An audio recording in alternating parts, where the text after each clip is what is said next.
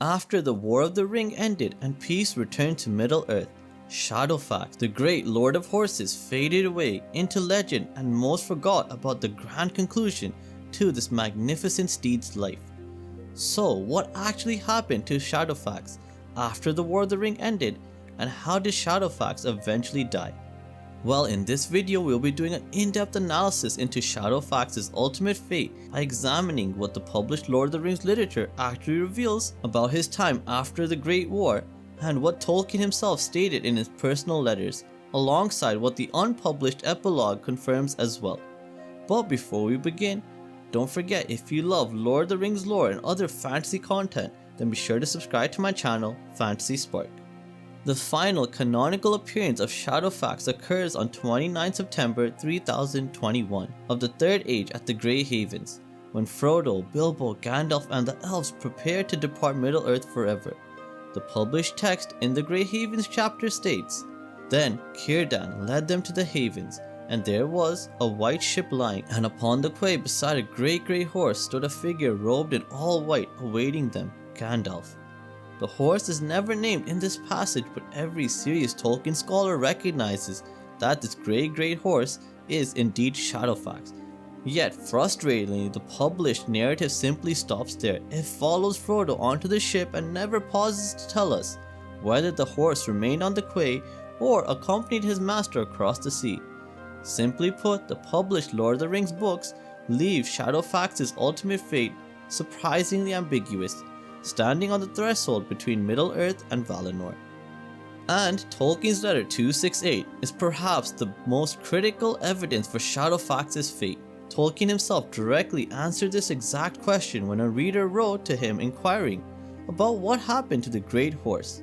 In letter 268 to Miss A.P. Northey, dated 19 January 1965, Tolkien wrote, "I think Shadowfax certainly went with Gandalf across the sea." He then explained his reasoning as follows.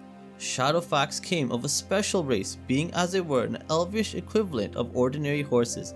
His blood came from west over sea. Tolkien continued with the decisive argument. Gandalf was not dying or going by special grace to the western land before passing on beyond the circles of the world. He was going home, being plainly one of the immortals, an angelic emissary of the angelic governors Valar of the earth. He would take or could take what he loved, and Gandalf was last seen riding Shadowfax. So even with Tolkien's careful phrasing of "I think," this represents as close to authorial confirmation, in my opinion, as Tolkien explicitly states Shadowfax certainly went with Gandalf, and provides the in-world justification that Shadowfax's lineage came from west over sea, making his return there entirely fitting. Also, it needs to be highlighted that Tolkien actually wrote a scene that removes all ambiguity about Shadowfax's fate in the unpublished epilogue to Lord of the Rings, later published in the History of Middle-earth volume Sauron Defeated.